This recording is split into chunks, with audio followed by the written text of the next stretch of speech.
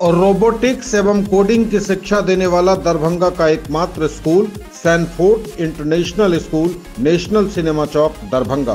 Play group to grade 8, fully activity based learning, safe and secure environment, CCTV and fire safety, fully AC classrooms, free admission. Red cross Darbhanga और भी प्रभावी ढंग से करेगा सेवा कार्य, बोले बिहार के राज्यपाल आरिफ मोहम्मद खान। लोक कल्याण के जीने वाले सदा रहते हैं जीवंत, कहा महामहिम राज्यपाल ने।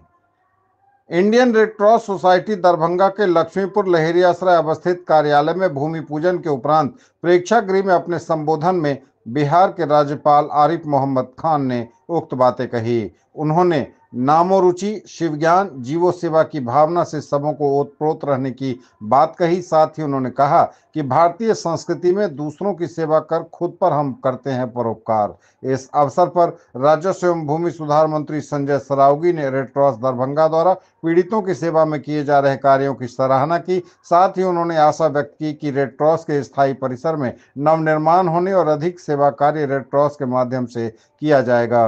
रेड क्रॉस के प्रांतीय चेयरमैन डॉक्टर बीबी सिन्हा ने अपने व्यस्ततम समय से रेड क्रॉस को समय देने हेतु साधुवाद दिया। साथ ही इस कार्यक्रम को सफल बनाने हेतु रेड क्रॉस दरभंगा परिवार को बधाई दी। स्वागत भाषण रेड क्रॉस के चेयरमैन डॉक्टर राज अरोड़ा ने, जबकि संचालन सचिव मनमोहन सरावगी ने किया। धन्यवाद ज्ञापन के क्रम में रेड क्रॉस के राज्य प्रतिनिधि डॉक्टर आरबी खेतान स्थायी परिसर मिलने से सूबे के पूर्व राज्यपाल राजेंद्र विश्वनाथ अर्लेकर से मिले सहयोग के संस्मरणों को साझा कर उनके प्रति आभार प्रकट किया। साथ ही आगे की बाकी कागजी प्रक्रियाओं को त्वरित गति से करते हुए भूमि पूजन तक लाने हेतु रेड क्रॉस के पदेन अध्यक्ष जिलाधिकारी दरभंगा राजीव रोशन को साधुवाद दिया। मौके पर विधायक doctor Vinay Chaudhary, doctor Murari Mohan Jha, doctor Ramchandra Prasad, mayor Anjum Ara, जिला परिषद अध्यक्षा Sita Devi, red cross central managing committee के सदस्य डॉक्टर अशोक सिंह, संदीप विश्वविद्यालय के कुलपति डॉक्टर समीर वर्मा, पूर्व विधान पार्षद अर्जुन सहनी, जिला परिषद सदस्य नंद किशोर झा समेत कई लोग उपस्थित थे।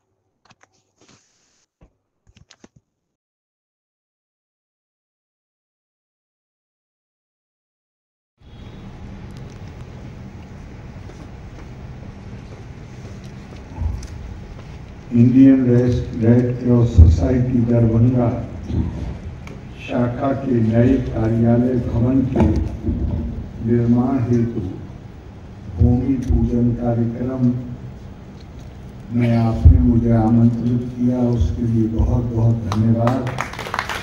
और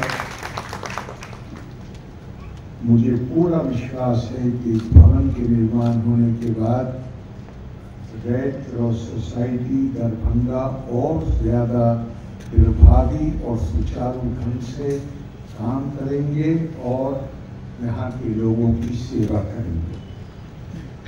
इंडियन रेड क्रॉस सोसाइटी मानवता को समर्पित संस्था है, जो न केवल आपदा के समय बल्कि सामान्य परिस्थितियों में भी पीड़ित व दुखी लोगों एवं गरीब लोगों के कल्याण के लिए निरंतर सहायता कार्य करती है।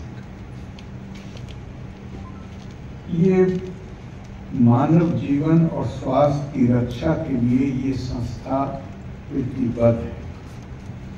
ये संगठन मानवता, निष्पक्षता, तटस्थता, स्वतंत्रता और स्वैच्छिक सेवा जैसे सिद्धांतों पर काम करता है। बात केवल रेड क्रॉस की नहीं है, बल्कि सभ्य जीवन का तकाजा ही ये है। अगर हम एक सभ्य और सुसंस्कृत जीवन जीना चाहते हैं तो हमें अपने स्वार्थों से ऊपर उठकर जो परहित है, जो दूसरों का इस चीज में कल्याण होता है, उसके बारे में चिंतित होना ही पड़ेगा।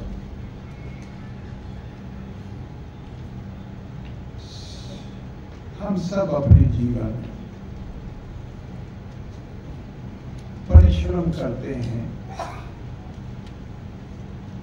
जो हमारे निर्धारित लक्ष्य हैं उन तक पहुंचने की कोशिश करते हैं, इच्छित वस्तुओं को प्राप्त करते हैं। श्रीमद् भगवद गीता में कहा गया है, सत्ता कर्मणि अभिद्वासा यथा कुर्वन्ति भारत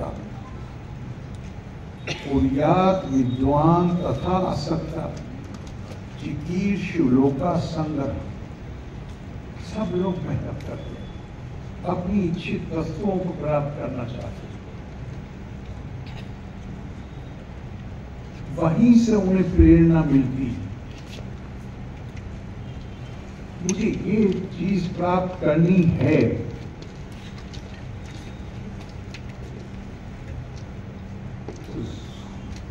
जो जिन्हें आत्मज्ञान का अनुभव नहीं हुआ है, वो प्रेरणा पाते हैं अपनी इच्छाओं से। लेकिन ज्ञानी पुरुष के लिए कहा गया है कि वो भी जी तोड़ मेहनत करता है, लेकिन उसका प्रेरणा स्रोत होता है चिकीर्षु लोका, चिकीर्षु डिजायर, इच्छा। उसकी इच्छा कहां से बनती है? लोका संग्रह। उसके दिमाग में मानव कल्याण होता है, जगत कल्याण होता है, परमार्थ होता है, और वो उससे प्रेरणा प्राप्त करता है। हम किन लोगों को याद करते हैं दुनिया? उन लोगों को जो केवल अपने लिए जिए, चाहे जितनी बड़ी सत्ता हो, चाहे जितनी बड़ी संपदा हो, वो लोग जो केवल अपने लिए जीते हैं, जिंदगी के बाद मुश्किल, परिवार में भी मुश्किल से कोई याद करता है। लेकिन जो लोग अपने जीवन को समर्पित करते हैं लोक संग्रह के लिए, लोक कल्याण के लिए, दूसरों को फायदा पहुंचाने के लिए, उनको वो लंबे वक्त तक जिंदा रहते। जिंदा रहने का मतलब ये नहीं है। मुझे एकदम से याद आ गया, पुराने हकीम में एक आयत आती है,